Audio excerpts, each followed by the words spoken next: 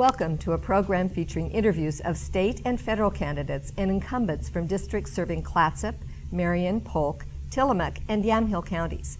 I'm Valerie Freeman, the chairperson of Northwest Senior and Disability Services Senior Advisory Council. I want to welcome candidates, incumbents, and advisory council members to this year's candidates interviews, which is sponsored by our Senior Advisory Council and the Disability Services Advisory Council. Northwest Senior and Disability Services is a local governmental organization that contracts with the state to provide Medicaid, Oregon Project Independence, and Older American Act funded programs.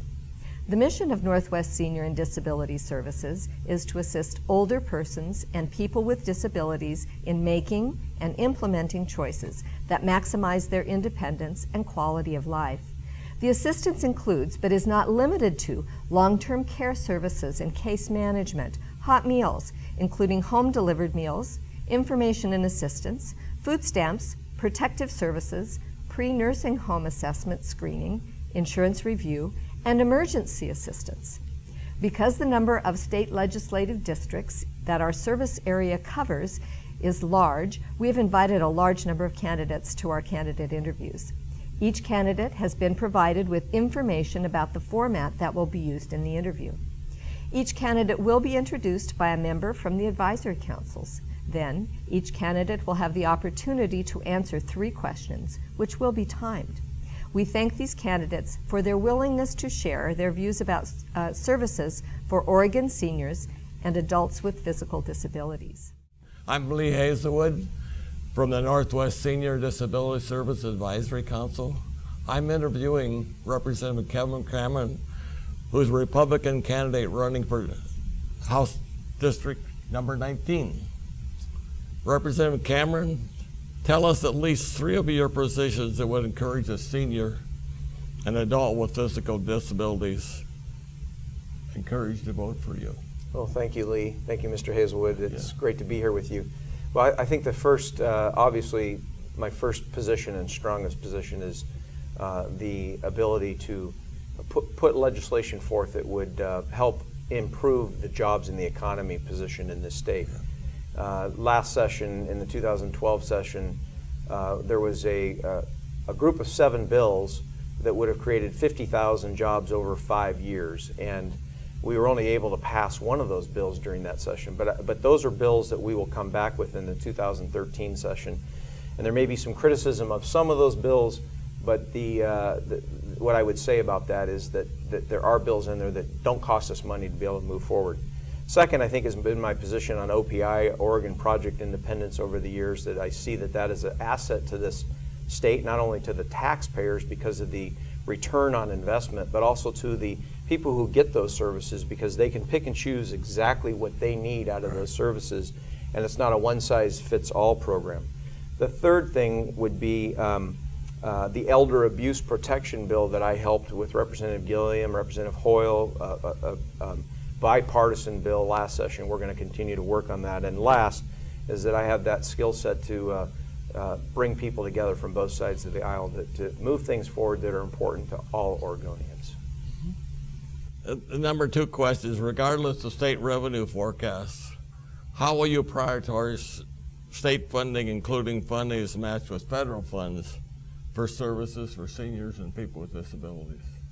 Great, thanks. Well, first of all, I think the most important thing that government does for us, even from the federal government and state governments, is to keep our public safety in place.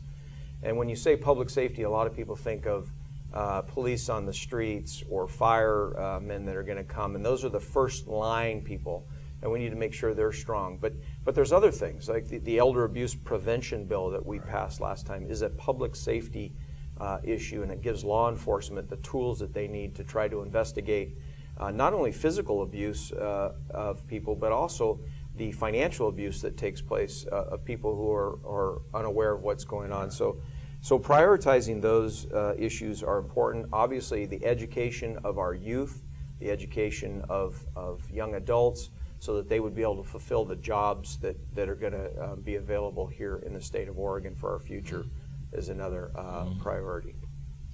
Oregon has been a leader in providing home and community-based care for seniors and adults with physical disabilities versus more expensive nursing care. But in recent years, state budget cuts have eliminated many policies and services that provided for maximum independence, dignity, and choice.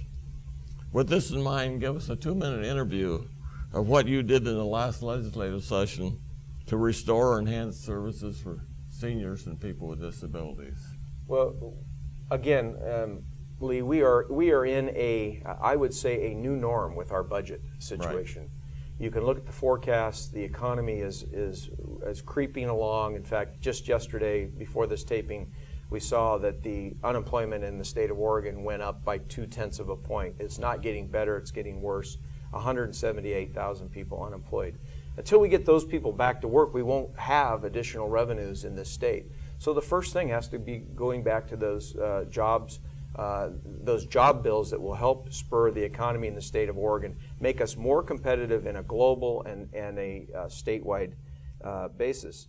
But the other things that we can continue to do, and I work with the co-chairs of the Ways and Means to bring a highlight to the OPI funding. And I know we didn't get near enough of where we need to go, but we did get some progress. And I'm one of those voices that will continue to say, look, put $1 in here. It helps a senior stay in their home, helps a senior be able to live with dignity, and their families can surround them and help be a service versus going into a higher cost care, which the taxpayers now have to pay more for, that individual has more for. So I think we continue to focus on those things and make that spiel, that speech towards others that understand that would make a difference for the seniors that are out there.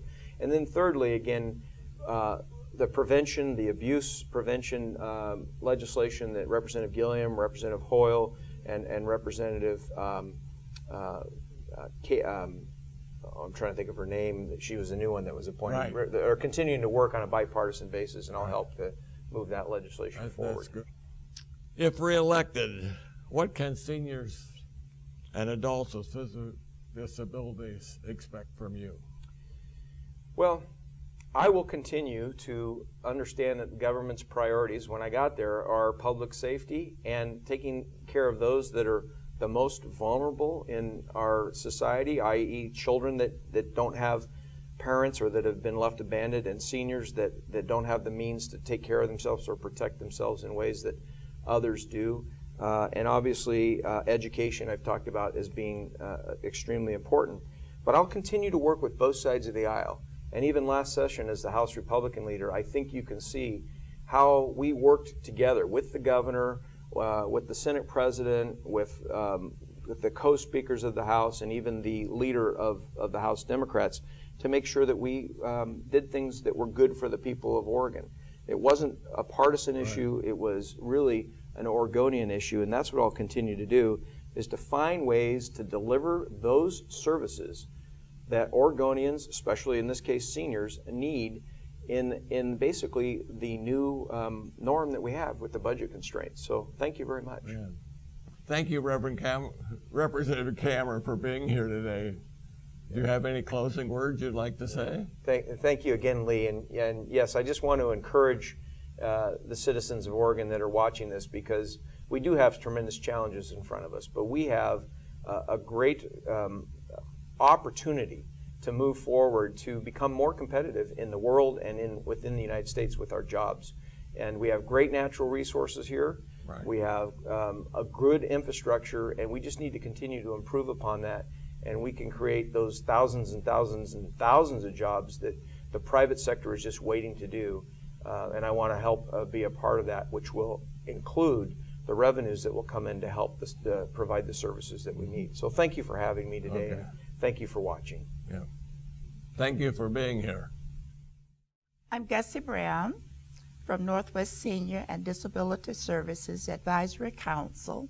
I'm interviewing Dan Farrington, who is the Republican candidate running for House District 21. Candidate Farrington, tell us at least 3 of your positions that would make a senior or an adult with physical disabilities encouraged to vote for you. 1.5 minutes per response, please. Okay. Well, I think number one is our economy. I think that's in every program that we're looking at, that we need to cut back regulations and the red tape out of our state and get businesses back to working so we can create jobs to get more people back to work, which will create more revenue coming back into the state. So economy is definitely number one. I think number two is public safety. I think that's very important. We need to protect our citizens. Especially, there's a lot of fraud and people taking advantage of our seniors and also disability individuals. So we need to make sure public safety is something that we look at too. I think that's number two. I think transportation probably too is very important for seniors and disability people to get them around the city and make sure those options are available. But also caregivers, people that care about them and give them good instruction on where to go and make sure that we're providing people that have knowledge and know what's available and let them have an education program to help them know what's available to them. And those are probably the main three things. Regardless of the state revenue forecast, how will you prioritize state funding, including funding that is matched with federal funds for services for seniors and adults with physical disabilities? I think we need to make sure that as we prioritize it in the economy, making sure that we have funding for all these. But again, seniors, we're having the baby boomer group that's coming up. We need to be proactive in that and making sure that we have funds available for them for care. I know the OPI does a good job of keeping costs low for the low income and make sure that that's available to them. Other examples, my mother right now has Meals on Wheels coming to her house. I want to make sure that's being able to continue to be funded in our communities. But also transportation, keeping the costs low, because again, they're on fixed incomes. We got to make sure that the services are provided. The other part is having doctors available for treatment and making sure those prices are low too for them, and making sure that doctors are available for them to see them. Oregon has been a leader in providing home and community-based care for seniors and adults with physical disabilities versus more expensive nursing facility care. But in recent years, state budget cuts have eliminated many policies and services that provided for maximum independent dignity and choice. With this in mind, please give us a 2-minute overview of what your political agenda and interests as they relate to seniors and adults with physical disabilities. I continue to talk about the economy, and I think that is number one. My major agenda is to get our economy back going, cut out the red tape, get rid of the regulations, don't penalize people from being successful, and get more businesses going and jobs out there for our community, and get people involved so the revenue coming in will be able to provide here. And we're not going to have to cut these programs. But we need to invest in it. And I go back again, being proactive in what we do is you have the baby boomers are coming up through 62. I'm at the bottom end and the high end is 62. We got to make sure we're ready for those people coming in there. So we need to be more proactive in it and put away funds. The rainy day fund, we got to make sure that that's available for our seniors and disability. I mean, Ed has had a daughter that was diagnosed mildly autistic at 2.5. There were services there. We need to make sure we provide services for our young people in that area and make sure that people are educated on what's available and have people that are proactive that will educate people on what's available to them. If elected, what can seniors and adults with physical disabilities expect from you?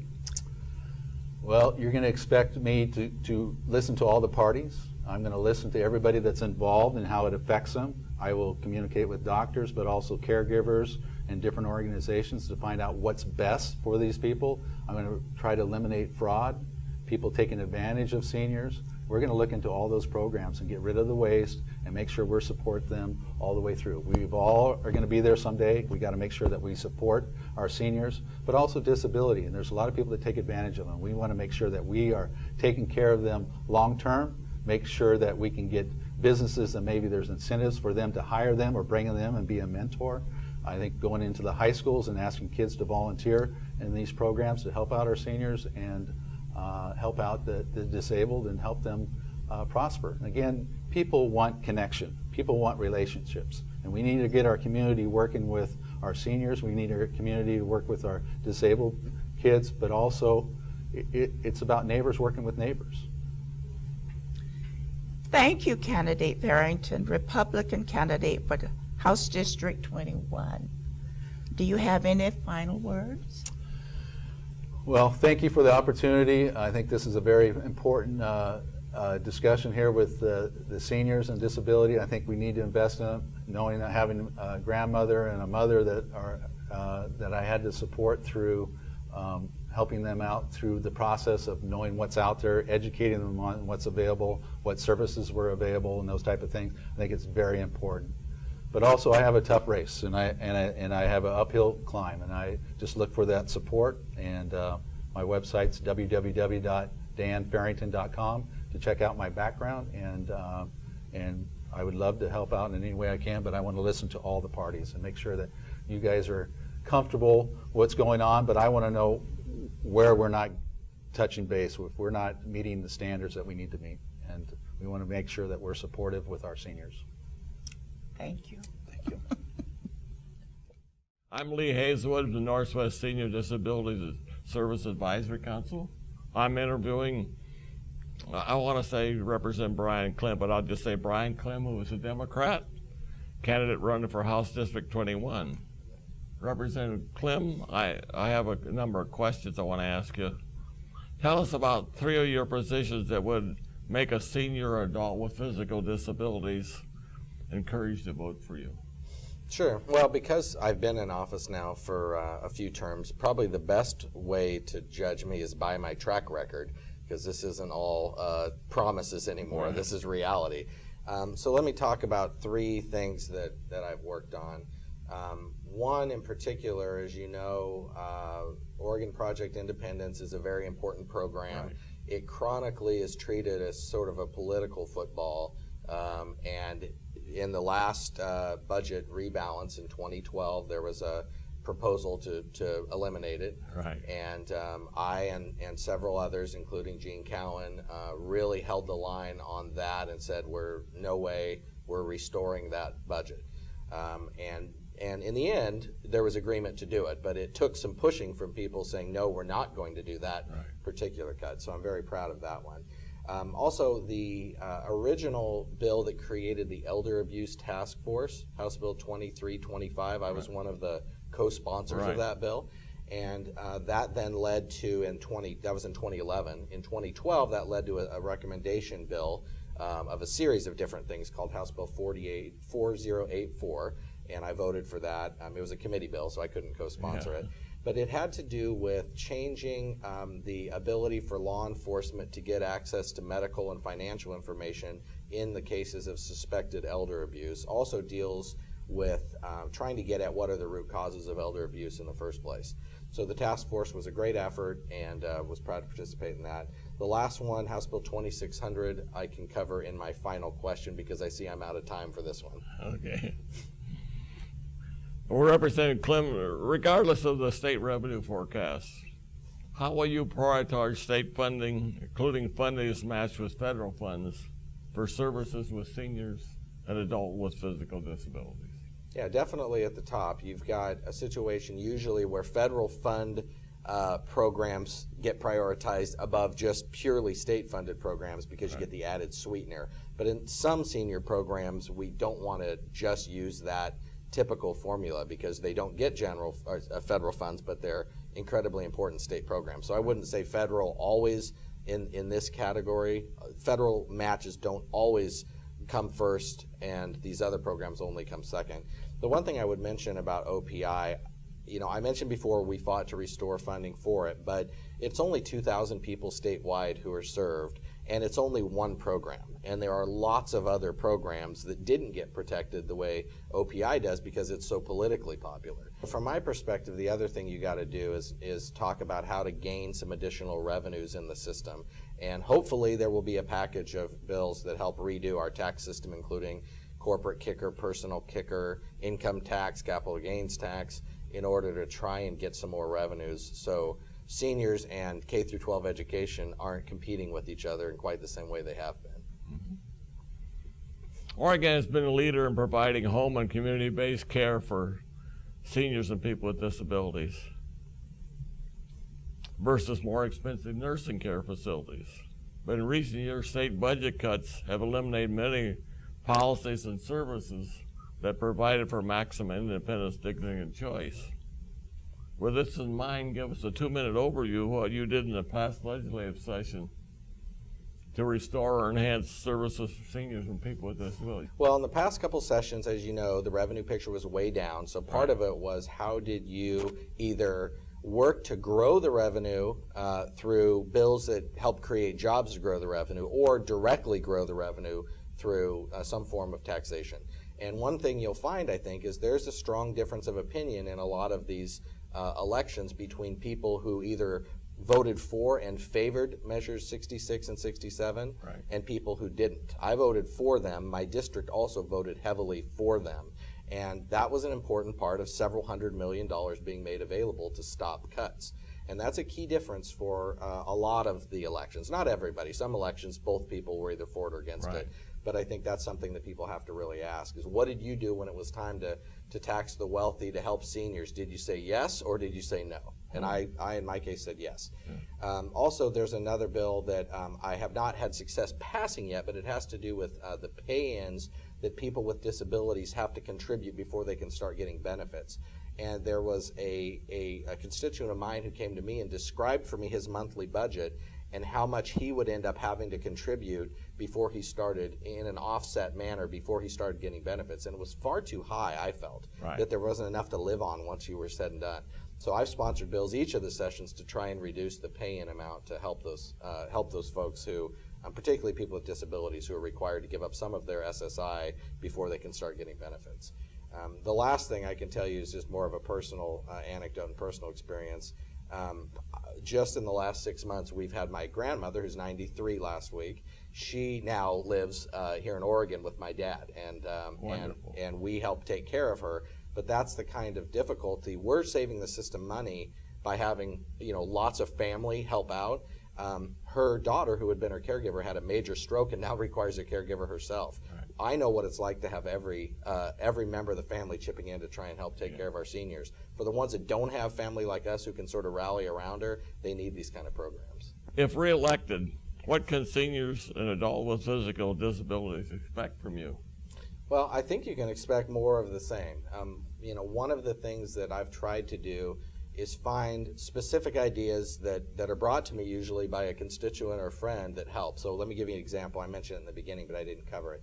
House Bill 2600 was a situation where we had a gentleman who worked at the Capitol and said, I like to be able to travel around Oregon too, but I'm in a wheelchair, and often I can't find accommodations where I could help take care of myself by using a track system to get to the restroom, take a shower. So I sponsored a bill. It became law. We worked with the hotel and lodging industry to get their support, and it creates a requirement in any new hotels being built that at least one room will be outfitted with the track system so people can be independent and enjoy life like everybody else. So, I think you'll see me continue to be an ideas guy who looks for things like that that can help around the edges, and also somebody who's supportive of trying to make sure that we don't neglect our most vulnerable, particularly during tight budget times. It's pretty easy to be pro-senior services during good times. It's not easy to be pro-senior services during rough times and take those tough votes to provide more revenue and ask some to pay more so people without can have a decent lifestyle. Well, thank you. But do you have any final comments you'd like to make? The one bill I like to talk about that I worked on, that I think everybody, whether they're seniors or not, enjoy hearing about. It just became law this year. It has to do with promoting more purchasing of Oregon-made products by government. Government spends about $5 billion a year on procurement at the state level, and we had a requirement that you had to buy the lowest bid item even if it came from China. And we've now changed that. I authored the bill when we got unanimous consent from the House of Representatives. And in the first quarter of this year, since being implemented, we've already shifted $10 million worth of contracts from out of state and out of the country back to Oregon. Those kind of things are going to lead to the job growth that help produce good tax revenues so seniors can enjoy the benefits of healthy budgets instead of weak and starving budgets. But thank you. Thanks, Lee. Yeah. Thank you. Thank you very much. Yeah. I'm Phyllis Rand from Northwest Senior and Disability Services Advisory Council. I'm interviewing Fred Gerard, who is a Republican candidate running for Senate District 9. Representative Gerard, tell us at least 3 of your positions that would make a senior or an adult person with physical disabilities encouraged to vote for you. Thank you for the question, Phyllis. Actually, I have a firm belief that we need to help those that can't help themselves. And number 2, I think we have to make that a priority. 3, I have a long-standing history of helping those that are disabled, and I have been awarded such that I stand behind the disabled and I stand behind what I believe. And the 4th thing I think is important is job creation, because if we have more jobs, we have more revenue for the state, and that makes it a lot easier when we disperse the money. Mm-hmm. So for those reasons, I feel that people should vote for me in Senate District 9. Regardless of the state revenue forecast, how will you prioritize state funding, including funding that is matched with federal funds for services for seniors and adults with physical disabilities? Well, again, it has to do with priority. And so if someone is truly disabled, and if truly there are people that cannot help themselves, then the state, to me, has an obligation. So federal matching funds are extremely important on Ways and Means, and I do sit on Ways and Means, and I will be making these decisions. So when you prioritize cuts, if the federal government is giving us a big chunk of the money for the expenditure, I think that's extremely important, and that makes the budget fairly complicated when it comes to Ways and Means, and it also kind of differentiates those people that really stand behind the disabled, such as myself. Mm-hmm. Okay. Oregon has been a leader in providing home and community-based care for seniors and adults with physical disabilities versus more expensive nursing facility care. But in recent years, state budget cuts have eliminated many policies and services that provide for the maximum independence, dignity, and choice.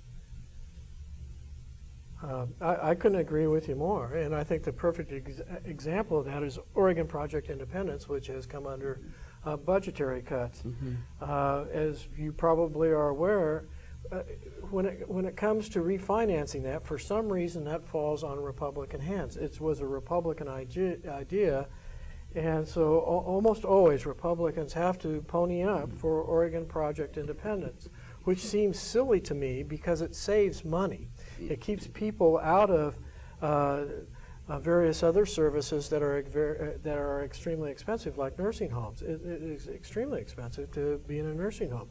So by giving a little bit of extra money to Project Independence, which is less than $10 million right now, we save a boatload of money. So to me, it's just being prudent with the money. Mm-hmm. Thank you. With this in mind, we have already done that. If reelected, what can seniors and adults with physical disabilities expect from you? I think they can expect the same as what they've got in the past. I have been a leader in working with the disabled and sticking up for them against powerful interest groups sometimes. And when it comes to divvying up money, some of it is done for not the most honorable of reasons. It's who gives the most money. The disabled don't have any money to give, and so they tend to sometimes fall to the bottom or fall through the cracks. I've always been there for them, and I will continue to do so. Do you have any final comments? I just am very happy to represent Senate District 9. I have a huge district. That's a very rural district. I think really for the disabled, they have to look at job creation and getting more jobs. In the timber industry alone, there's 50,000 jobs. And with a simple multiplier of 3 to 1, it's 150,000 jobs. We're talking hundreds of millions, if not billions of dollars of additional revenue that the state could be collecting that we're just not making use of. So for those reasons, I would ask for their vote. Okay. Thank you very much. Thank you, Phyllis. That was very nice of you. Thank you. I'm Lorraine Anderson from the Northwest Senior and Disability Service Advisory Council. I'm interviewing Kathy LaPont, who is a Republican candidate running for House District 22.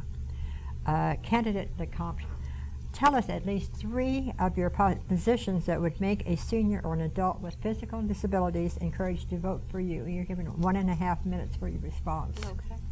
Well, I think one of the things that's most important is my history as a business person. I am used to having limited resources and many opportunities, and used to wringing every cent out of every dollar to be very efficient and make sure we get the most out of it. That's normal for business, and I'll bring that kind of approach to the state government. I'd also have recognition of the need that the truly needy need to be at the front of the line. We can't be setting them back and hoping they can do better on their own. They need to be at the front of the line. The other thing would be the recognition that we need to recover this economy. If we can get people back to work, we can bring more money into the state treasury. We can get people off the unemployment rolls. We can have profitable businesses, and that will enable us to do all sorts of other things. Going back to the idea of helping those that are truly needy, I know that my opponent recently voted to end the property tax deferral program, and I know that was important to a lot of citizens. And what that says is the state told those people that they were spending the money so efficiently and so carefully that the citizens needed to end a program that was important to them. And I think that's the kind of thing that we need to have another look at. Okay. Regardless of the state revenue forecast, how will you prioritize state funding, including funding that is matched with federal funds for services for seniors and adults with physical disabilities? Well, the first thing we need to do is end this incredible waste. Just in the last few days, we've discovered that $41 million of state taxes were wasted by someone who knew that duplicate payments were going out, and they went ahead and let it happen anyway. And now they're saying, well, $6 million is gone, and maybe we can probably recover the rest of that. Well, I'm not so sure that that's the case. We need to have accountability in the way our state funds are spent and used. As far as having matching programs, as long as the programs are effective and necessary and efficient, that's the kind of thing I'll be looking for. We need to leverage dollars where we can, and I'll certainly be willing to support programs that do that. Great. Oregon has been a leader in providing home and community-based care for seniors and adults with physical disabilities versus more expensive nursing facility care. But in recent years, state budget cuts have eliminated many policies and services that provided for maximum independence, dignity, and choice. With this in mind, please give us a 2-minute overview of what your political agenda and interests are as they relate to seniors and adults with physical disabilities. If elected, my responsibility will be to all of the citizens in Oregon, and high on my list will be working on this economy and getting people back to work. I understand that when the economy is functioning and people are working, all sorts of good things can happen. Oregon and Washington have very similar resources, similar geography, and yet the citizens of Washington enjoy a higher than average per capita income, whereas the citizens in Oregon enjoy a lower per capita income. And that's a shame. We have similar opportunities, and yet we get so little for it. We need to hold our legislators accountable, and we need to work harder for that. If elected, all people will be able to come to my door and say, here's what concerns me. That's how I got involved in the legislature in the beginning. As a business person, I knew that we all need to go down and have a voice, and I look forward to working with all of the people of Oregon. Thank you.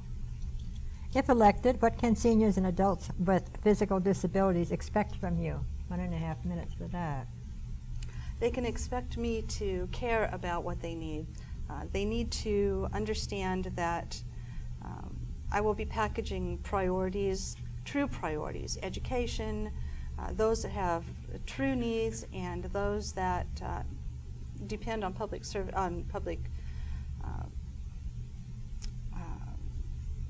prisons and police and that sort of thing. Those things all need to be funded first. And that's where my priorities will lie. After that, we need to get our business economy back functioning, and then we need to create a system and a situation where our families can actually stay together. I know right now we've got situations, and I certainly have that, where families are sending their sons and daughters to out-of-state jobs, taking their grandchildren with them. We need to fix that. Oregon's got lots of opportunities. We need to fix that. Thank you, Candidate LeCompte, Republican candidate for House District 22. Do you have any final comments? I'm a business person. I've been married to the same man for 38 years.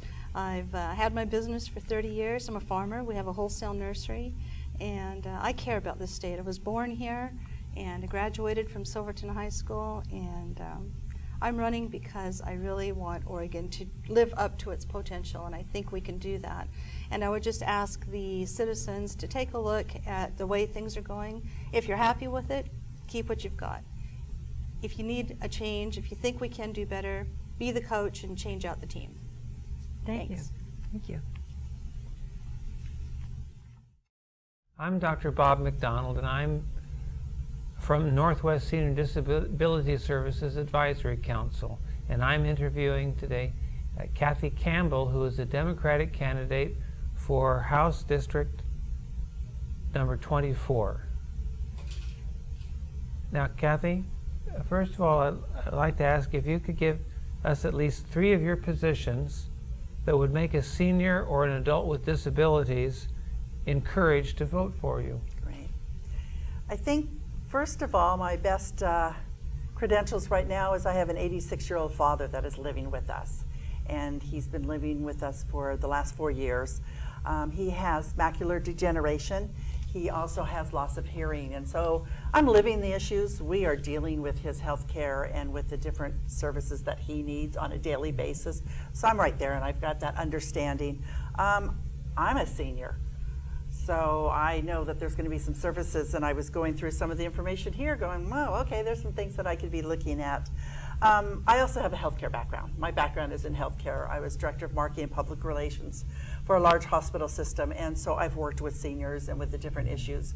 And so those are I think the 3 things that really give me a qualified edge. Well, thank you. And regardless of the state revenue forecasts, how will you prioritize state funding, including funding that is matched with federal funds for services for seniors and adults with physical disabilities?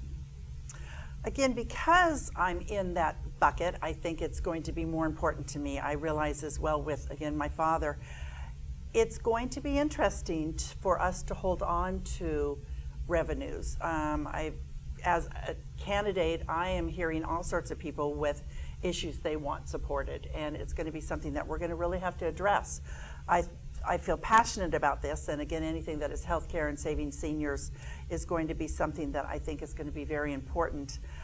From my hospital background, I remember our CEO saying, you never send a senior home that doesn't have food, that doesn't have things. And so the hospital there actually contracted for Meals on Wheels program. And we had a closed down kitchen, and we brought everything back in and opened up the kitchen, which also opened up for the community and anybody who wanted luncheon services. So again, I've been involved in some of those things. I think we're going to have to go down to the ground and build it up and get things going for seniors again. Well, Oregon has been a leader in providing home and community-based care for seniors and people with disabilities versus more expensive nursing care facility. But in recent years, State budget cuts have eliminated many policies and services that provided for maximum independence, dignity with choice. With this in mind, please give us a 2-minute overview of what your political agenda and interests as they relate to seniors and adults with physical disabilities. One of my political agendas is very much going to be education, and I'm really into the fact that I think healthcare took the major front in the last legislative system, and I hope it kind of goes over a little bit as it's being implemented, and I'm really hoping education comes into there. And education, as it ties into seniors and disabilities, is I have a 17-year-old daughter, and in 20 years she's going to be 37. She's going to be managing and voting on and putting together the programs for my Medicare and my Social Security and running this country. We need to get the services, and we need to get programs in to educate those kids so they can be taking care of us when we're older.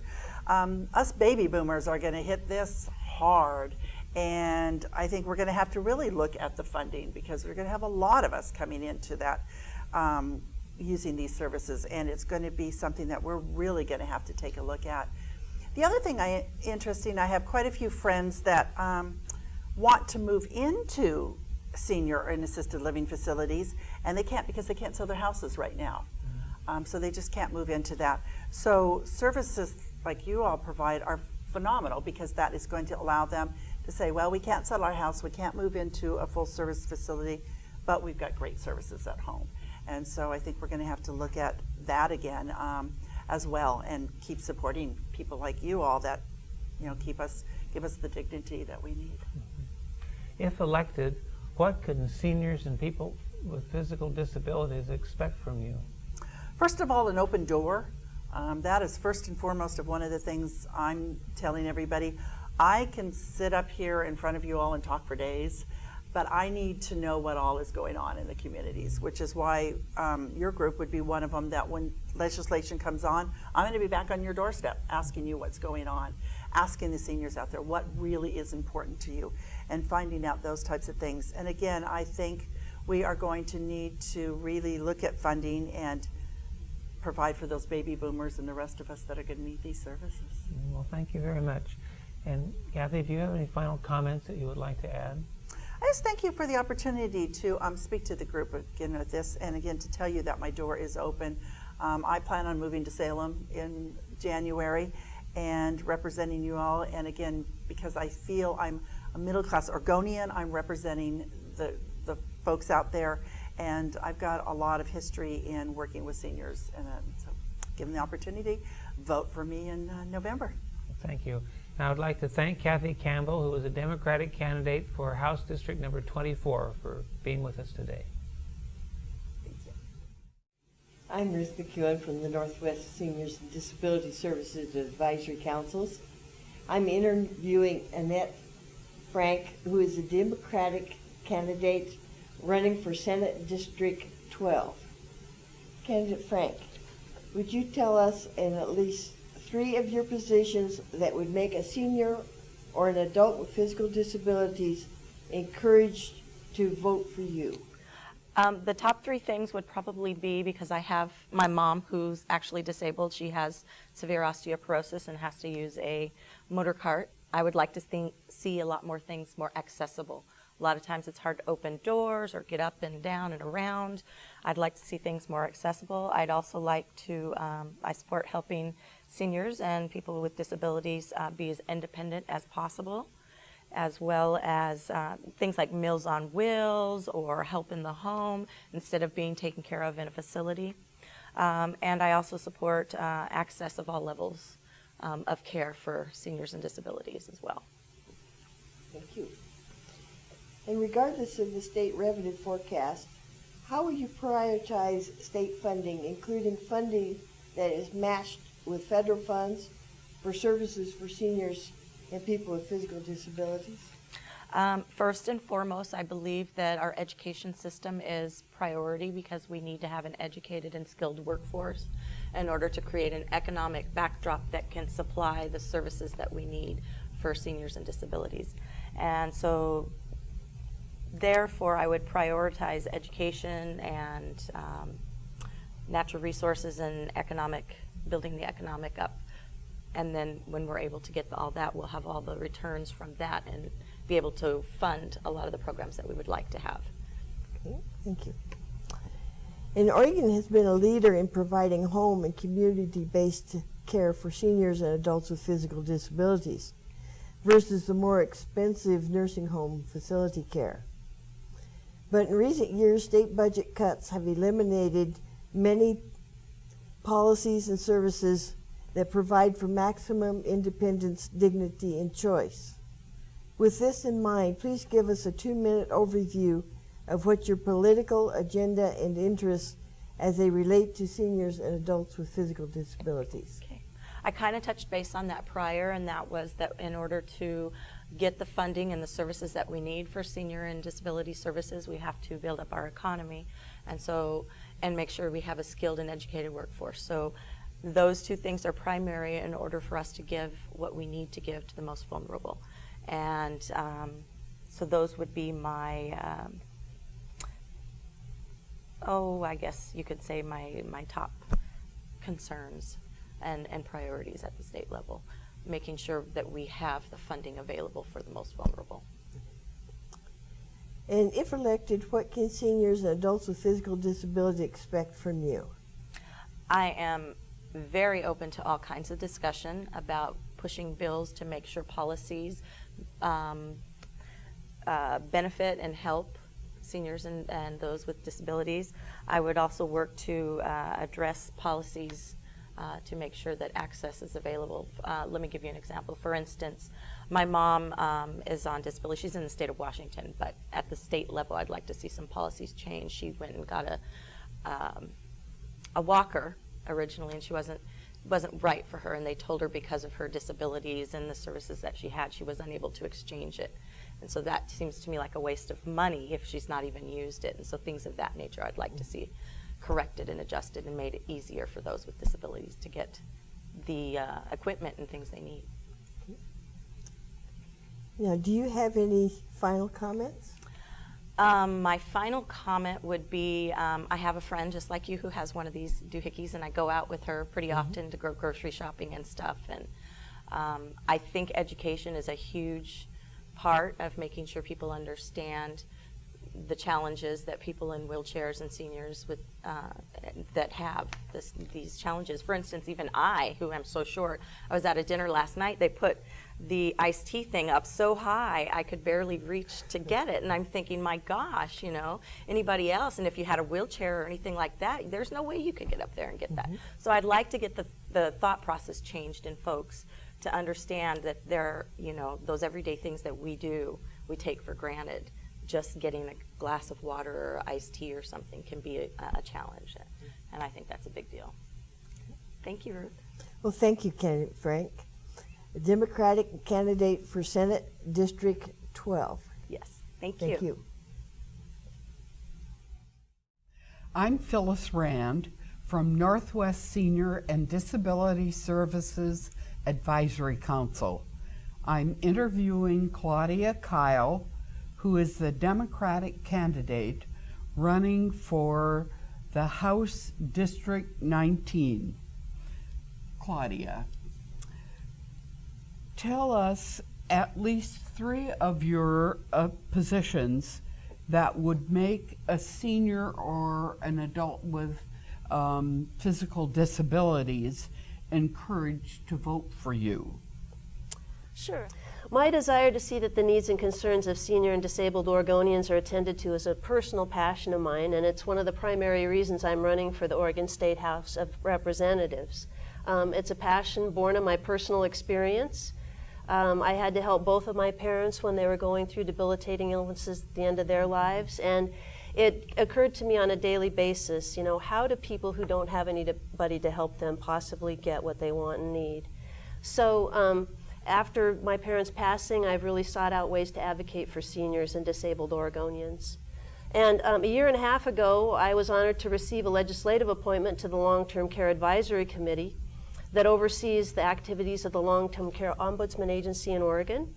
And as a member of that committee and our collaborative efforts with our other advocacy groups, I've learned a lot about the needs and concerns of seniors and disabled adults in our communities, and I'm anxious to bring that knowledge to bear in the legislature. I also serve as a volunteer ombudsman in my own community in South Salem, going into nursing homes, assisted livings, and adult foster homes to offer residents assistance and make sure they have a voice, that their grievances are addressed, and that they're receiving high quality care. It's been a really enlightening experience for me, helping individual people with their specific concerns. And I think as a result of this experience, I'm really prepared to help other legislators understand the concerns of seniors and disabled adults and help them set clear priorities and make better informed decisions when confronting the needs of seniors and disabled folks in Oregon. Regardless of the state revenue forecasts, how will you prioritize state funding, including funding that is matched with federal funds for services for seniors and adults with physical disabilities? Yeah, I mean, you know, over the last few years, the general economic downturn and the associated revenue shortfalls have meant we really need to focus on priorities in Oregon. And ensuring funding for services to seniors and adults with physical disabilities too often takes a back seat to other concerns. And I believe it deserves a more prominent place in the conversation than it currently enjoys. So we really need to have a clear sense of what it is that Oregonians want and need, and really concentrate on that. Sometimes federal matching funds might jive with the priorities that we've set, and that's great. We should go after those. But we shouldn't allow ourselves to be distracted by the lure of federal funds if it's for a program that drags us away from our own priorities. You know, we have such a limited amount of money to spend. We want to make sure it's all spent wisely. We need to sort of set those things ahead of time and use federal funds as they enhance what our priorities are. Thank you. Oregon has been a leader in providing home and community-based care for seniors and adults with physical disabilities versus more expensive nursing facility care. But in recent years, state budget cuts have eliminated many policies and services that provided for maximum independence, dignity, and choice. With this in mind, please give us a 2-minute overview of what your political agenda and interests are as they relate to seniors and adults with physical disabilities. Yeah, well, I mean, we're all aware of how limited our resources are at this point and how important it is to get the most out of each available dollar. So, you know, of course, one of the best ways to spend the limited funds that we have is to make sure that we keep seniors and disabled people safe and independent in their own homes. And certainly the banner program, the Oregon Project Independence, has focused on doing just that for a great many years here in Oregon.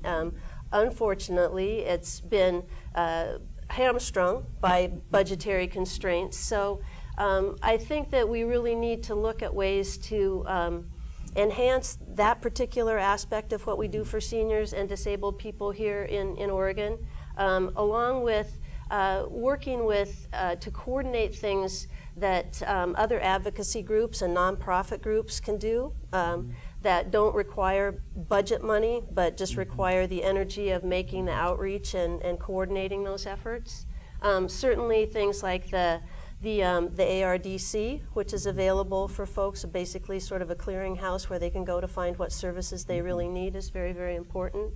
And I think we need to focus on prevention. Certainly the healthcare transformation that's underway here in Oregon gives us a lot of vehicles for doing that. Just the coordinated care organizations that are coming into effect even as we speak provide a real opportunity for us to use dollars wisely and to make sure that people are getting the kind of preventive care that's going to enhance their quality of life and keep them safe in their own homes for longer and make sure that they have the services they need if and when they go into the hospital as they're discharged to have the appropriate services. And I think, we really need to have a long-range plan for this, because we know that the silver tsunami of baby boomers is coming, and that we can't just be focused on our immediate concerns, but we have to have a long-range plan to deal with that as well. Okay. If elected, what can seniors and adults with physical disabilities expect from you? Well, if I'm elected, the seniors and adults with physical disabilities will have a newfound champion for their concerns in the Oregon legislature. I plan to seek out the seated representatives who are most dedicated to addressing the concerns of our elders and disabled citizens. And I'll bring what I've learned on as I've worked on the Long-Term Care Advisory Committee and its associated functions, to work and join with them to use all of these resources to make sure that we're advocating with a strong voice in the Oregon legislature for Oregon seniors. And I have every intention of attending the meetings and conferences of advocacy groups to help refine our sense of priorities in the Oregon legislature, and I certainly will invite any and all advocates to engage in a lively, ongoing conversation with me about how we can serve the needs of Oregonians. Okay. Do you have any final comments? Well, I suppose I would just like to thank you all for giving me a chance to speak about these issues. And I certainly hope that, that it comes through that the issues of seniors and disabled folks in Oregon are dear to my heart.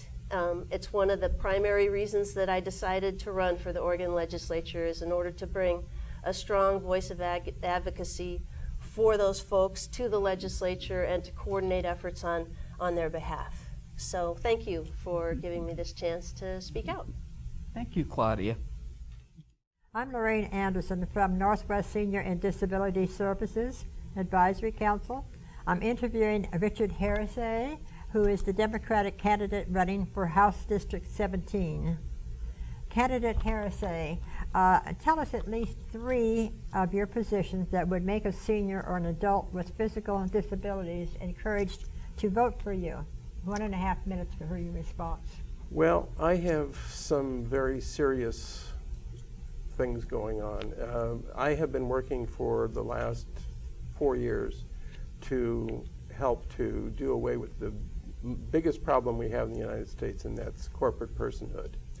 And until we solve that problem, no specific group is going to get what they need, because corporations are dominating the political field, and they shouldn't be. They never did in the beginning, and they are not, and they are doing too much now. So what we're looking for is a constitutional amendment that says that corporations are not people, that money does not equal speech. And we are going to press for that in the coming legislature. There are other matters, such as the presence of ALEC in our legislature. ALEC is an organization that has created some very right-wing situations which have deprived seniors and others of their of benefits and of rights. If they had their way, they would do away with Social Security, Medicare, etc. So I have to fight all those things.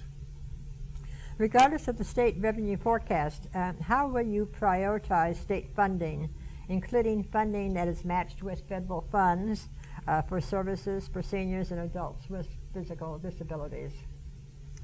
Well, of course, if their federal funds are coming in that are earmarked for those things, of course I would support them totally and try to get the state to provide enough matching funds to really provide good services. That may not be possible. I mean, we're in a very serious economic situation, and while some reports say it's getting better, it's not. And so, we have our work cut out for us to provide jobs, to increase taxes, revenue coming in, and to be able to provide all of the services that we used to provide. There are many people who say that we shouldn't. That's a socialist thing to do. Well, I say I'm happy to be labeled a socialist. Oregon has been a leader in providing home and community-based care for seniors and adults with physical disabilities versus more expensive nursing facility care. But in recent years, the state budget cuts have eliminated many policies and services that provided for maximum independence, dignity, and choice. With this in mind, please give us a 2-minute overview of what your political agenda and interests are as they relate to seniors and adults with physical disabilities.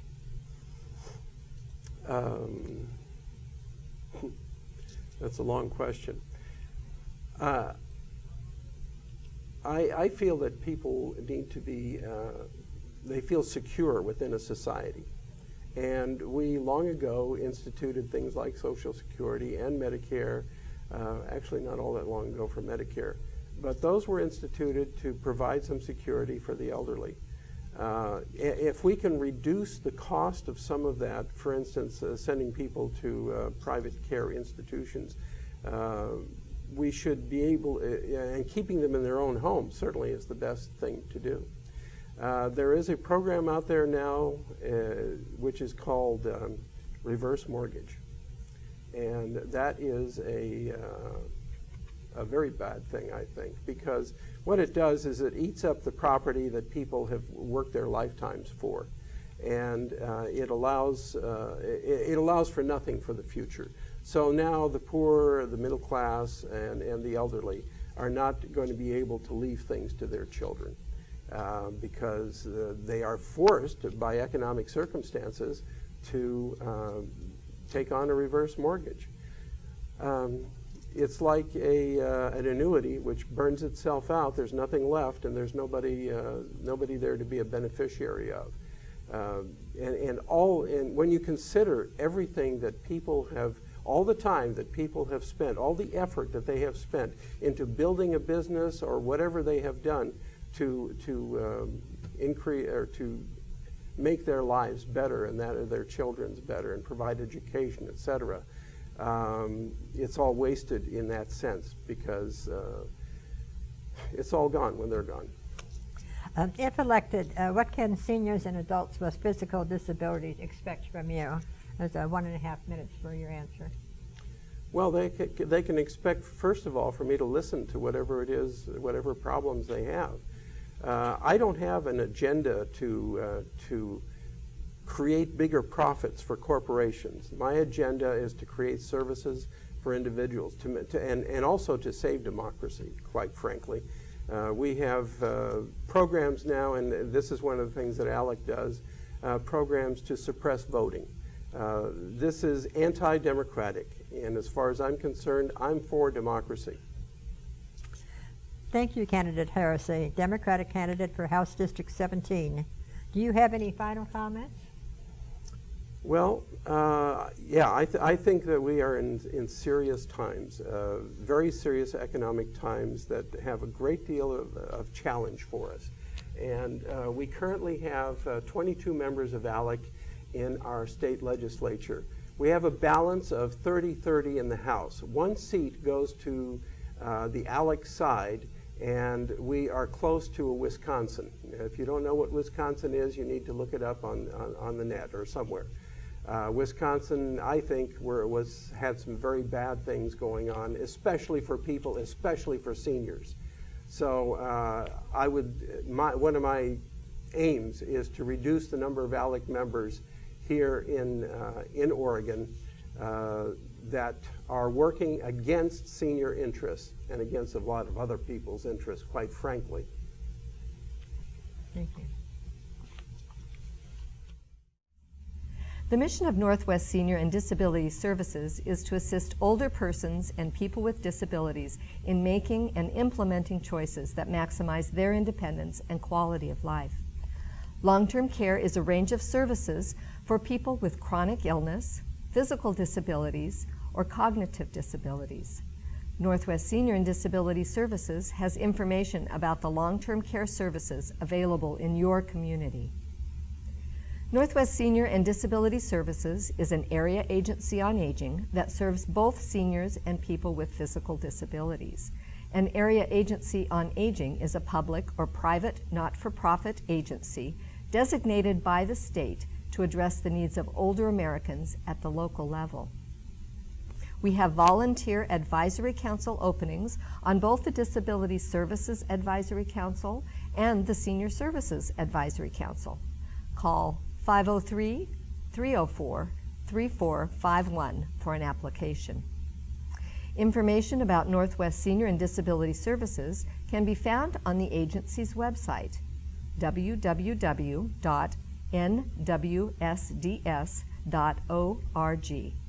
Thank you. I'm Phyllis Rand from Northwest Senior and Disability Services Advisory Council. I'm interviewing Fred Thompson, who is a Republican candidate running for Congress, District Number 5. Will you support reauthorization of the Older Americans Act, including the appropriation necessary to fund the program at a level that would, at a minimum, keep pace with inflation? Absolutely, Phyllis. I mean, I think our senior citizens, which I really call executive citizens, need to be taken care of because, be very honest with you, for 50 years they have paid taxes and contributed to the United States, and I believe they've earned the right to receive the benefits that are due them, and that this is America, so we're pretty rich, and I think that we need to really support our citizens and make sure that they get the benefits that they deserve. How will you support flexibility within Medicaid program that will allow Oregon to continue to be a leader in providing innovative programs and services to seniors and people with physical disabilities?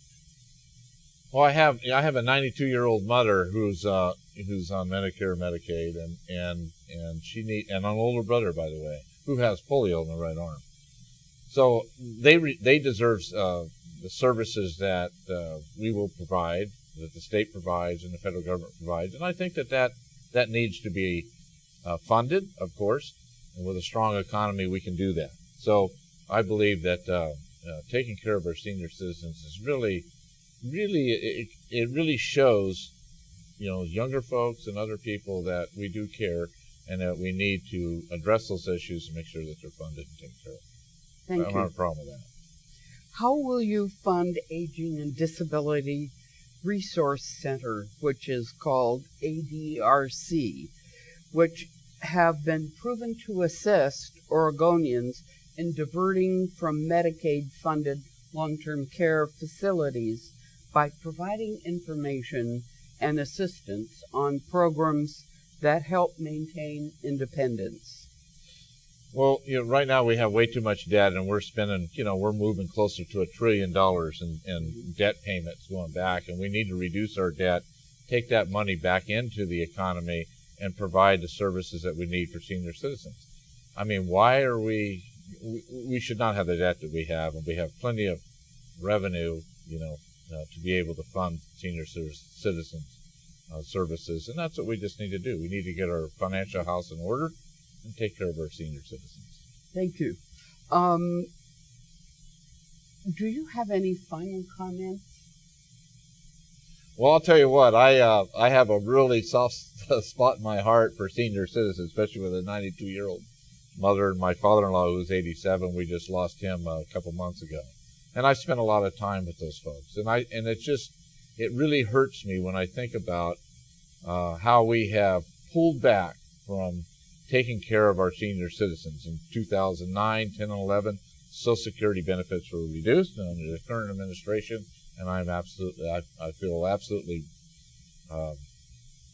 upset about that, because we do not need to go put anything on the backs of our senior citizens. We need to take care of them.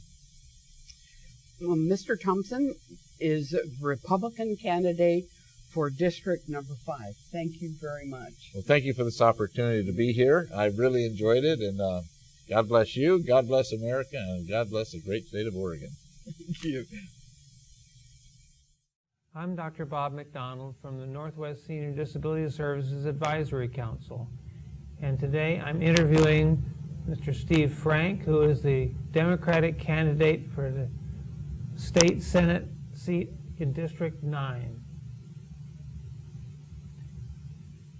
So Frank, if you, could you tell us about at least 3 of your positions that would make a senior with physical disabilities encouraged to vote for you? Well, first I have to say the reason that the folks should vote for me is because my mother-in-law says they should. My wife is a home care worker and cares for her 93-year-old mother-in-law, our mother, my mother-in-law. And she believes that the folks should vote for me because I'm the right candidate for this position. I focused in my campaign on 3 issues, and 3 very important issues. One is education, one is senior care and disabled care, and then the other is health care, so that it's affordable and available for all our citizens. Those 3 issues run a thread through our society, and each one of those are interconnected in a way that they must be funded adequately, and they must be funded in a stable manner. Regardless of the state revenue forecasts, how you prioritize state funding, including funding that is matched with federal funds for services for seniors and adults with physical disabilities? I look at this question in a different way. Rather than regardless of state revenue forecasts, I'm looking at this issue in a proactive way. It's time for fiscal reform. Senator Frank Morse and Senator Ginny Burdick have come up with a plan to stabilize our state budget. With the state income tax being one of the highest state income taxes in the states, there must be a plan, and these folks have come up with a bipartisan plan to attack and address our inadequate and our unstable manner of funding our budget. With bipartisan support, and as state senator, I would be behind this plan 100%. Senator Frank Morse has developed, worked with revenue, and come up with great ideas that must be funded and must be attacked and addressed by our legislature. And I look forward, as state senator, to working with Senator Morse to make this plan work. Thank you. Oregon has been a leader in providing home and community-based care for seniors and adults with physical disabilities. State budget cuts have eliminated many policies and services that provided for maximum independence, dignity, and choice. With this in mind, could you give us a 2-minute overview of what your political agenda and interests are as they relate to seniors and adults with physical disabilities? As city councilor in Stayton, I set forth some goals well before I got on council for my 4-year term from 2007 until 2011. 2 priorities I had as city councilor were that a senior center be established in the community, and the second one was Oregon Project Independence is a critically important service that provides in-home care for seniors and the disabled. As I mentioned previously, my wife is a home care worker and does care for her mom, her 93-year-old mom. It's critically important that Oregon Project Independence regains its funding that it's lost. It is funded, but it's not funded adequately. We must get it up to the level where it was at and move forward to make sure that the folks have the care in their homes so they have the independence that they need in order to live good lives. The City Council went along and approved a resolution that I promoted with the help of a senior advocate in my community, to make sure that, that the folks in the legislature knew that we as a city council and as a town, as a group, were behind Oregon Project Independence. That's would be my political agenda, is and has been my political agenda, and I look forward to making sure these folks get the kind of care they deserve. Thank you. And if elected, what can seniors and adults with physical disabilities expect from you? In my life, my mother's dad, my pop, was always the most special to me. During his later years, he developed Parkinson's disease. And the care that he received from my mom and from the folks who loved him was remarkable and heartwarming. My wife is a home care worker. She works for Senior Services, cares for her mom, as I mentioned. But when I see the love and I see the care and I see the devotion that she gives to her mom, once again, it's heartwarming. The challenge I see ahead for me, and the challenge for, I believe, our legislature, is to make sure, as my wife said, there are no more cuts to senior services. The seniors and disabled deserve the care they need. And I would pledge as a state senator that there would be no more cuts to the folks who need and deserve our care and compassion. And thank you very much. Thank you. Well, Steve, we have finished the specific questions that we wanted to ask you. Is there anything else that you would like to add? The only thing I'd like to add is it's kind of a pleasure to be interviewed by a former opponent of mine. In 2008, Bob and I ran for the same position, and Bob beat me. It was very cordial, and we worked together during the campaign to make sure that it was a very positive race. I want to thank Senior Services, and I want to thank the folks out there who have given me the opportunity to be able to speak with you. I look forward to the future, and I look forward to being able to be the state senator from District 9 and serve the folks in my district. And thank you. Thank you. Well, I am Dr. Bob McDonald, and I have been interviewing Steve Frank, who is the Democratic candidate for the state Senate seat of District 9. I want to thank him for being here, and I want to thank you as an audience for taking the time and effort to inform yourselves politically. Thank you. Thank you, Bob. Steve. I'm Lorraine Anderson from Northwest Senior and Disability Service Advisory Council. I'm interviewing Ross Schwarzenjuber, who is a Democratic candidate running for House District 23.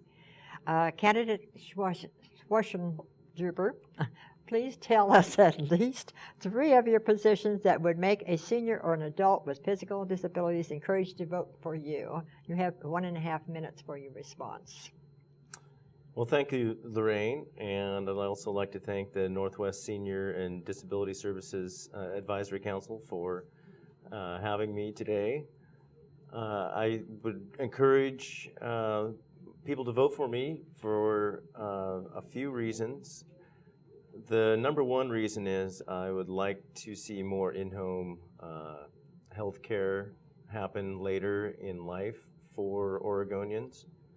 I have a stepfather who we tried to keep as long as we could into the home, and unfortunately the support system wasn't there to keep him with my mother as long as we would like to have had him. And now he is in a very expensive nursing home. And that says to me that I think the funding would be more accessible and easy to have people in home. A couple other reasons why you should vote for me. One, I'm a very big advocate of keeping energy costs low and having people paid for the energy they produce. Thank you.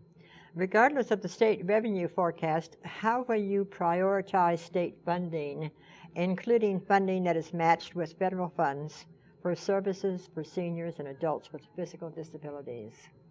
Well, I think that's the biggest bang for the buck, is getting the matching federal funds for seniors.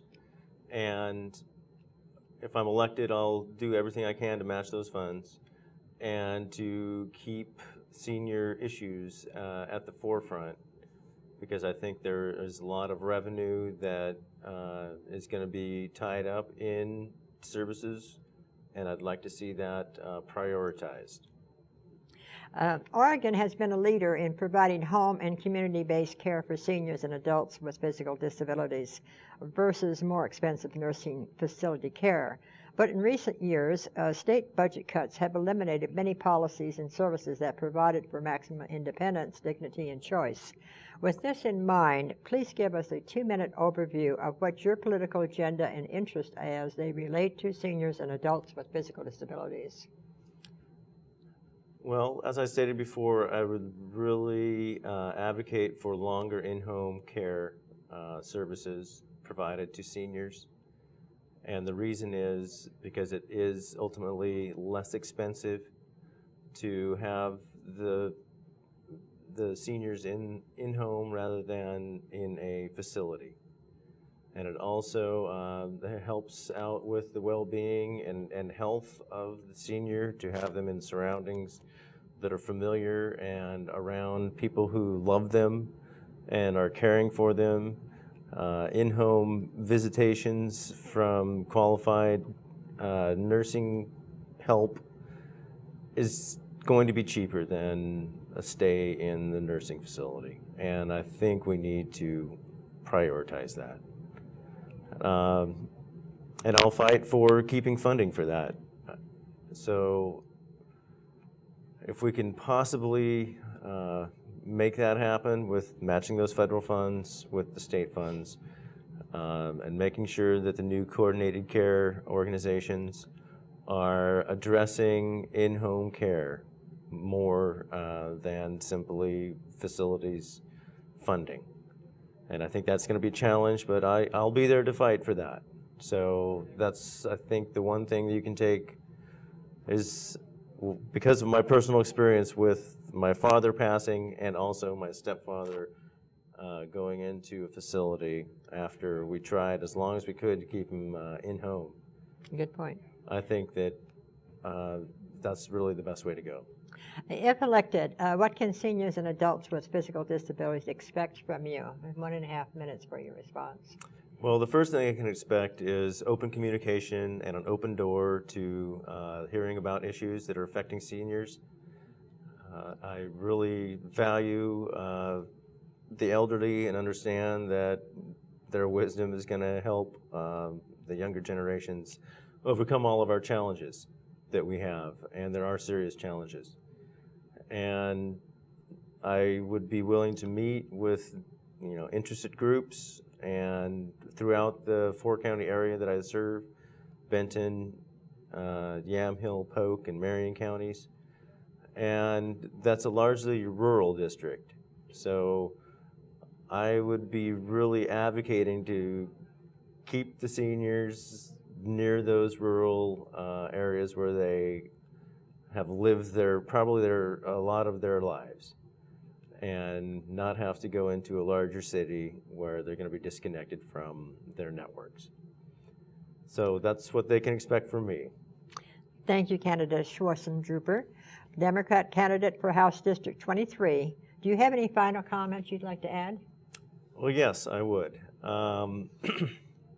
My real passion is renewable energy, and I know from visits to other towns that rural communities are going to be the answer for providing 100% renewable energy that brings revenue into the towns.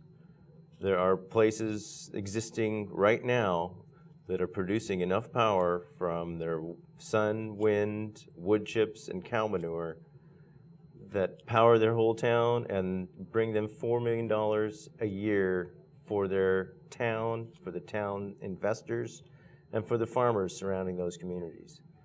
And I think securing domestic, local energy and getting paid for it is the best way to address revenue shortfalls and also increase the livability in rural Oregon.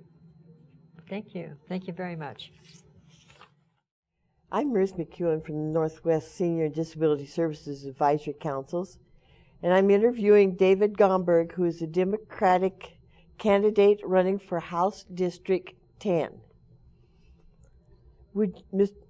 Candidate Gomberg, would you tell us at least 3 of your positions that would make a senior or an adult with physical disabilities encouraged to vote for you? Well, thank you, Ruth. I'd be happy to do that. 3 things that would make a senior or someone with disabilities interested in voting for me. First of all, I would point to my very long history of involvement on senior and disability issues, dating back 30 years to when a fellow named Ron Wyden and myself were younger members of a group called the Gray Panthers. So I've got a long history of involvement on these kinds of issues. The second thing I would point to is personal experience, personal empathy. I have a disabled sister. I have a mother who's in memory care. Anybody who's been through those kinds of experiences and grown up in that kind of environment understands the kind of questions that we're talking about here. And the third thing I would say is that other organizations have looked at me, my candidacy, and my background, and issues and endorsements. And I'm very pleased to have the endorsement of the only senior group that makes formal endorsements. That's the Oregon Council of Retired Citizens. So those are 3 reasons that I think that seniors, people with disabilities, would want to vote for me. But there's a 4th reason, and that's very important, and that is that seniors, people with disabilities, are just like everybody else. And they have specific concerns, but they also have very broad concerns. Concerns about the quality of life that we have here in Oregon, the economic environment, the quality of the education that we provide our kids. Goodness, we're very concerned to make sure those kids have a good education so that when their time comes to take care of us, they are both qualified, experienced, and also very grateful that we've given them that education. So I think that seniors are going to be looking at my campaign and looking at me because of my endorsements, my experience, and not just because of these issues, but of broad and general issues. Okay, thank you. And our second question is, regardless of the state revenue forecast, how will you prioritize state funding, including funding that is matched with federal funds for services for seniors and people with disabilities? Funding. Funding's tough right now. I think anybody that comes to you and says, I'm going to make you the top priority, is probably being somewhat disingenuous with you. I think what we have to say is that there are a number of important needs in the Oregon budget right now as we continue to go through this difficult economic time. And that when you look at those needs, we need to keep in mind that there are populations in Oregon, populations like seniors, populations like people with disabilities, that have continued to get cuts. Cut after cut after cut. So as we go back through and try and figure out what our priorities are, we need to look at the populations that are most at risk and have taken the most disproportionate cuts to make sure that we make up some of that gap and get back to providing the kind of support and kind of service and kind of infrastructure that's necessary for those populations in need. Thank you. And our third question is, Oregon has been a leader in providing home and community-based care for seniors and adults with physical disabilities versus more expensive nursing home care. But in recent years, state budget cuts have eliminated many policies and services that provide for maximum independence, dignity, and choice. With this in mind, please give us a 2-minute overview of what your political agenda and interests as they relate to seniors and people with physical disabilities. Cover all that in 2 minutes. Well, let's start with this. There are exciting things going on in Oregon right now with the Oregon Transformation Project. We're looking at ways that we can try not just to treat people with health concerns, but to keep them healthy rather than waiting till they get sick and provide them with more expensive sick care.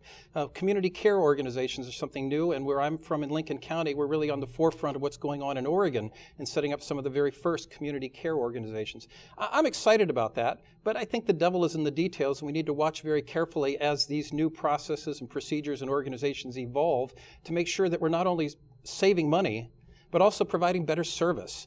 That's very, very important. And we're talking about population groups that have spent their entire lifetime, and they could be confronted with a situation not of their own making in the health environment, and suddenly find themselves with their future and their comfort and their lifestyle completely at risk, not to mention their health. Yeah, I'm a small business guy. We provide health care for our employees. And it frustrates me that we spend thousands of dollars every month providing health insurance that most of our employees can't afford to use because of very high deductibles. We look at people that have insurance and are still facing bankruptcy because of the payment portions that they need to add to the expense of their own treatment. So health care is a huge, huge issue right now for us. And it's going to be one of the top priorities that I'm looking at. I'm excited about the governor's proposals. I'm optimistic that they're going to be able to provide better service for lower costs. But I think we need to look very carefully at what's going on as this whole evolution continues. Okay, thank you. And our fourth question is, if elected, what can seniors and adults with physical disability expect from you? Well, I think that they can expect me to continue the very good work that our current representative, Jean Cowan's been doing. She's been a champion for seniors on health and disability issues. I'm very proud that she's supporting me. I think what people in my district are going to do is they're going to see me as someone who works very hard, that tries very hard to do the right thing, to look very carefully at these specific issues, and is a good legislator on issues of importance to seniors, to people with disability, but also to people with kids, people looking for jobs, people concerned about livability, people concerned about the environment. Everything we're doing at Oregon right now is such a delicate balancing kind of process, the environment versus job preservation, education funding versus funding for healthcare. And it's an exciting time because we're making big changes. I'm looking forward to being part of those changes. And if I were to be striving for anything at all with the people that I'll be representing on the coast and through Tillamook, Yamhill, Polk, and Lincoln County, it would be that I'd want to be a representative they can be proud of. And is there anything else you would like to say? Well, I'm very pleased to be here today and have an opportunity to chat with you a little bit, not only here on camera, but also the important conversations we were having in the back room and getting reacquainted with some old friends in the senior community from when I did work here in Salem 30 years ago. Thank you. Thank you so much. I'm Gussie Brown from Northwest Senior and Disability Services Advisory Council. I'm interviewing Jim Widener, who is the Republican candidate running for House District 24. Representative Widener, tell us at least 3 of your positions that would make a senior or an adult with physical disabilities encouraged to vote for you. 1.5 minutes response, please. I can keep it to 1.5 minutes. As a sitting legislator, I've actually had the ability, working on the Human Services Committee, to already deal with a lot of these issues, Gussie. One of the things that we had last time was an elder abuse, and one of the issues we had was, what do we classify as a senior or someone with disabilities? And this is a definition that we need to work on, and one of the things I want to work on this next session, because right now a classification to be a senior is 65. Well, most people who are 65 are still very coherent. They're in the workforce. They don't have any issues. So this is something that I want to work on, is the definition, taking care of that so we can get things squared away, so we can make sure we're helping the people that need help at the times when they need help. So, and as someone who has a grandmother, 97, and my parents who are 73, 75, taking care of my grandmother, I know a lot of the issues that seniors are facing. They all fall into the classification of senior citizen, and they have disabilities. But it's one of those issues that we need to make sure we're able to keep people in their homes and provide them the help and support that they need. Okay. Regardless of the state revenue forecast, how will you prioritize state funding, including funding that will match with federal funds for services for seniors and adults with physical disabilities? I think this is an issue that we need to start looking at very seriously, and that's doing prioritized funding. Our seniors and people with disabilities who can't take care of themselves should be number 1 on the list. Next thing as a state, we need to be looking at our children, and that would be our K-12 education system. Right now, it seems like they get held to the last to be funded, and they should be at the front to be funded first.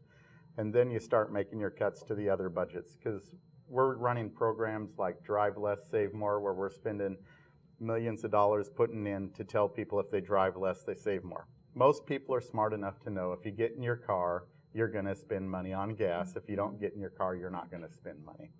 So those are programs that need to be done away with, and we need to make sure we're taking care of our seniors and our disabled people and then our children. And that needs to be how things function in government, and that's where the ball should start, is right there with those groups. Okay.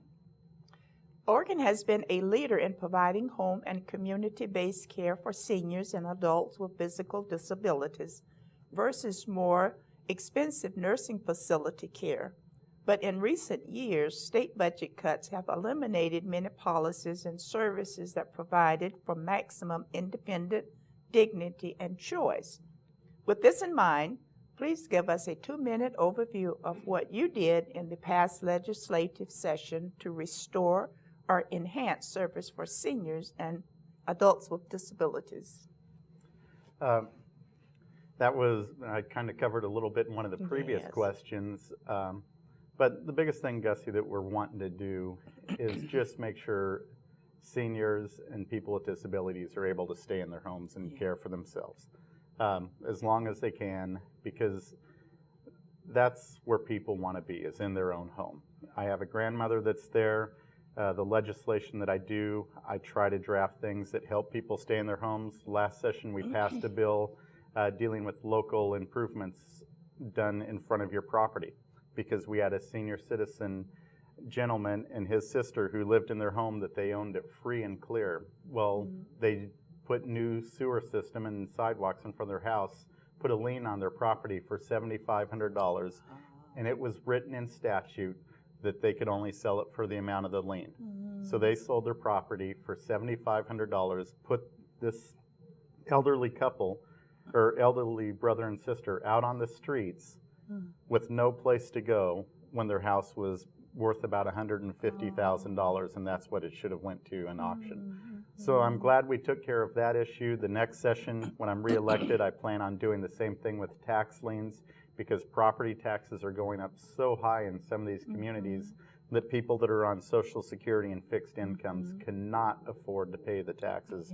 And we need to make sure that they're able to stay in their homes and they're not forced into other places. So that's we already have actually the legislation. We're working, getting it drafted and everything taken care of, so we can get that done very quickly in the next legislative session to take care of seniors and disabled people that own their own property or have inherited property.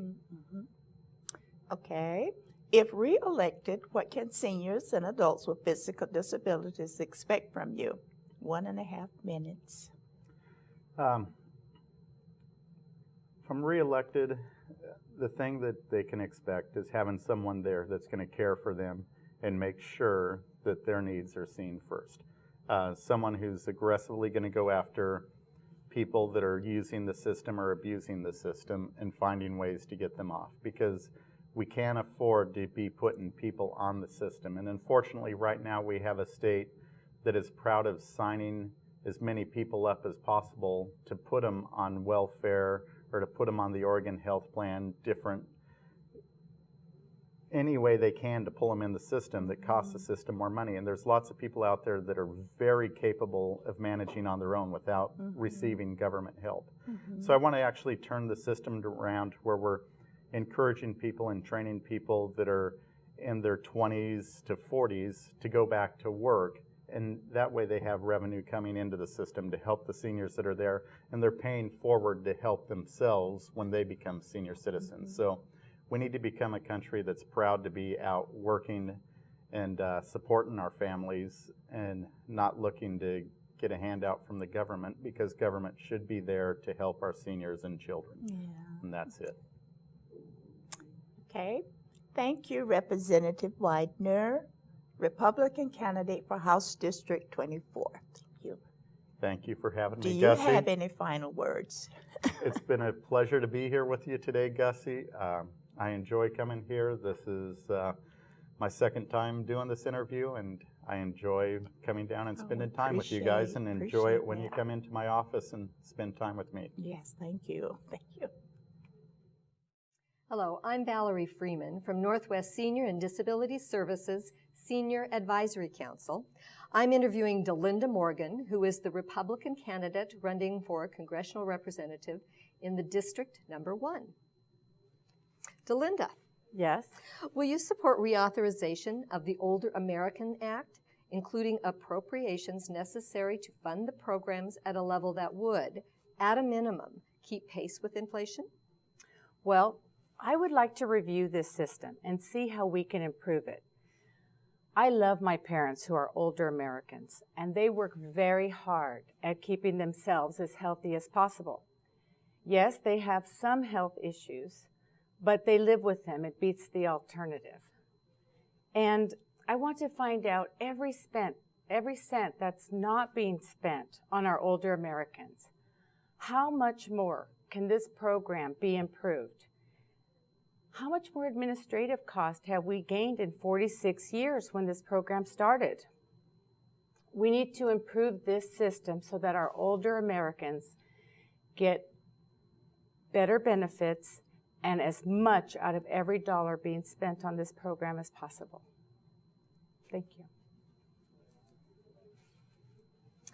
How will you support flexibility within the Medicaid program that will allow Oregon to continue to be a leader in providing innovative programs and services to seniors and adults with physical disabilities? Oregon must remain a leader in these services. I feel that these services need to be privatized. Privatization and competition brings services up and costs down. I also feel that we need to promote services that get the community involved. I love doing charity work. I had a neighbor that was 96 years old and went to an assisted living home, and it was a very nice assisted living service. But she always enjoyed my visits because it gave her a communication and a touch to the outside world. I loved visiting this wonderful lady.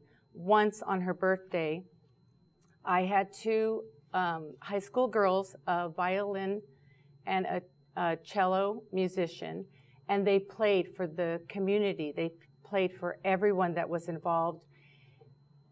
And this was one of the happiest days of her life. I did this because it felt good to be there with these wonderful people. And I feel that more volunteers and more of the community could get a lot out of visiting our seniors and having services for them that are out of the kindness of your heart.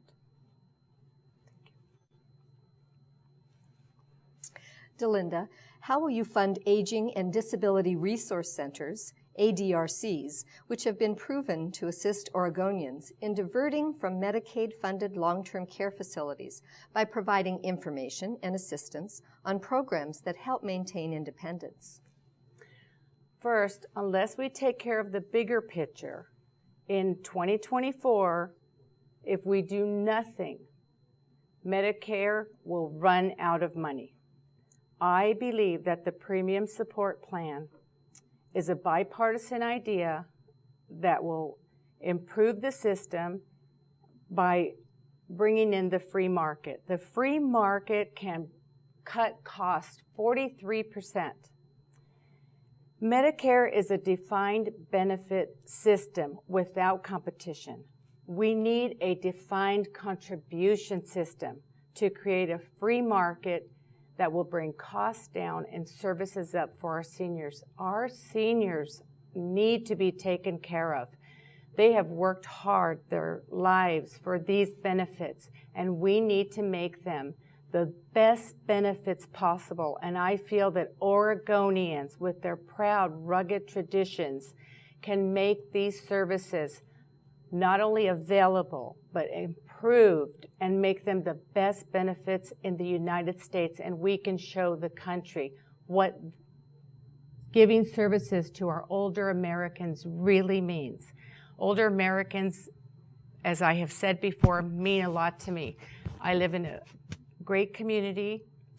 I had a next door neighbor who was 92. My neighbor across the street was 96 when she passed away.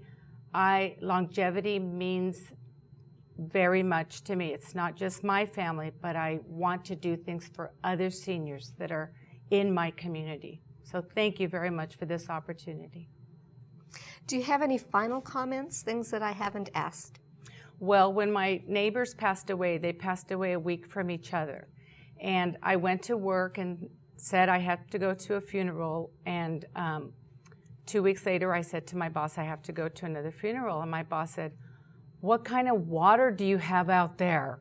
And I said, well, my across the street neighbor was 96, and my next door neighbor was 92 when they passed away. And he said, oh, you have very good water. Anyway, I have very good neighbors and a very good community too. So thank you again for this opportunity. Thank you, Ms. Morgan.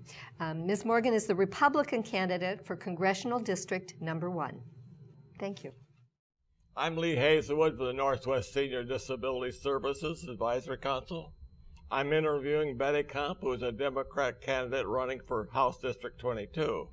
Representative Comp, one of the questions I have is tell us at least 3 of your positions that would encourage a senior and adult with physical disabilities, encourage you to have them vote for you.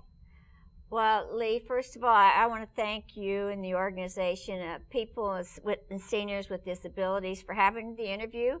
I know it's hard for a lot of people to get out and learn about candidates, and this really helps us.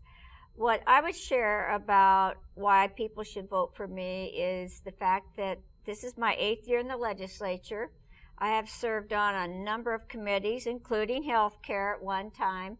My basic background is education, a principal, and a teacher, but right now I serve on the Budget Committee, the Full Ways and Means, and as a co-chair of the Budget Committees, I am somebody that has risen up in leadership, and people ask me my opinion, and my voice is heard. What I would say, first reason that people should support me is I want to make sure that people can stay in their homes and not in expensive nursing homes. I believe that we should continue to have a tremendous amount of education out there for people to know what the Older Americans Act is, so that people know how to take advantage of it and not have to deal with all the red tape and get the best benefits for themselves. And lastly, what I would say is that this organization, Northwest Seniors and People with Disabilities, has always worked to keep people in their homes, and that is where we want them to be so they can keep their respect and their dignity, and that's what I'll continue fighting for. Thank you. The next question is, regardless of state revenue forecasts, how will you prioritize state funding, including funding that is matched with federal funds, for services for seniors and adults with disabilities? Well, since I started doing this 8 years ago, I'm getting a little older too. So it is important to plan ahead. And as I shared, education is my major priority. And when I go into budget discussions with the co-chairs and our leadership, I do talk about exactly what are those priorities. And number 1 is education, but along with that is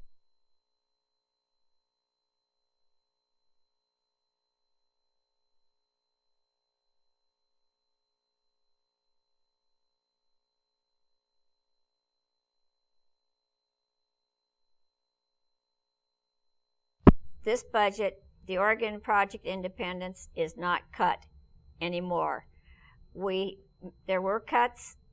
There has been cuts to every agency, but it needs to stop. We need to make sure we have more people retiring, therefore more people are trying to stay in their homes. We need to do that. The other thing that's out there, we have Meals on Wheels to help people with nutrition. Again, we need to make sure people have the medicines they need, the nutrition they need to stay healthy. And the last part is that we want to make sure that seniors always know all the options that they have, that there's some place that they can call or go to and say, I need help with X, Y, or Z. I'm not getting my prescriptions the way I used to. I don't have enough food to eat. How can you help me? And so that's the critical pieces. Mm-hmm. And the next question is, Oregon has been a leader in providing home and community-based care for seniors and adults with physical disabilities versus more expensive nursing home care. But in recent years, state budget cuts have eliminated many policies and services that provided for maximum independence, dignity, and choice. So, with this in mind, please give us a 2-minute overview of what you did in the last legislative session to restore or enhance services for seniors and adults with disabilities. The main thing, Lee, that I worked on was the budget for Oregon Project Independence. One of my good friends, Representative Jean Cowan, headed the committee on this issue. She kept me very informed. She knows that that's an important issue for me. I worked with her and with our leadership to say, we are not going to cut back. I mean, you had to hold the line somewhere. And so we fought to make sure that we did that. The other part that we need to do for people to have in-home care, we have to have good providers. 4 years ago, we passed legislation to make sure that in-home care providers had adequate training, that they knew how to take care of situations, know when to call the doctors, and reach out to get help when they need it. Those employees also got cut backs this last session. We can't have them getting less either, so that it's like both ends of the teeter-totter. Yeah. That we need the people, the in-home care providers, to be trained, understand their jobs, and so that our seniors can stay in their home. We did pass the new healthcare transformation process. We are yet to see how that's going to turn out, and I'll be keeping my eye on that very closely to make sure that when these changes are going through, that people aren't falling through the cracks, that they do have some place to go to their doctor. And last but not least, I want to make sure, and we'll always fight to make sure, that we have Medicare and Medicaid services, Social Security to everybody, every individual that's eligible. Mm-hmm. Good. If reelected, what can seniors and adults with physical disabilities expect from you? Well, Lee, what I would say, not if, but when I'm reelected, I will continue the fight that we've been going through. First of all, I want to reach out with very knowledgeable people, such as the Northwest people with seniors and disabilities. I always have an open door. I want to make sure I hear your issues, what you think are the top priorities, so that we can team up and work together to make sure that they happen. That's the most important thing. And finally, what I would say is, I've been honored to be a public servant, and I take that very seriously, and that to the point that I give out my personal cell phone now to constituents, my cell phone number along with my email address, so that I can be contacted at any time. Yesterday, I had a 30-minute call with a senior, and I said, ma'am, I said, I really need to know. I said, do you need help with medical or foreclosure? And she goes, well, both, but foreclosure right now. So I will be there to listen and to support people in any way I can. Okay, thank you. Thank you. But do you have any final comments then that you would like to make? The comments that I would make is we are living through a very, very tough recession. Right. It is still it's not gonna get any easier for a while. And we need to reach out to our neighbors. We need to help each other. I'm fortunate I live in a very good neighborhood, but here in House District 22, I see more and more neighbors. Just Thursday night when we were out door knocking, again, neighbor to neighbor, making sure a 71-year-old lady her neighbor was just going over with some dinner for her to make sure that she had what she needed. We need to do more of that and look out for each other as individuals. That's what's going to make us strong again as a state and nation. It's not going to be bickering. It's going to be working together. Thank you, Representative Comp. Lee, my pleasure. I want to thank the candidates on behalf of members of Northwest Senior and Disability Services Senior Advisory Council and Disability Services Advisory Council for attending our candidate interviews. Copies of interviews can be checked out from Northwest Senior and Disability Services by calling 503-304-3451. We hope the information we have provided will help you make informed choices when you vote. The opinions expressed here are not necessarily endorsed by Northwest Senior and Disability Services. For more information about Northwest Senior and Disability Services, call 1-800-469-8772. The Advisory Council for Northwest Senior and Disability Services would like to thank CCTV for their production of this forum, and thank you for watching.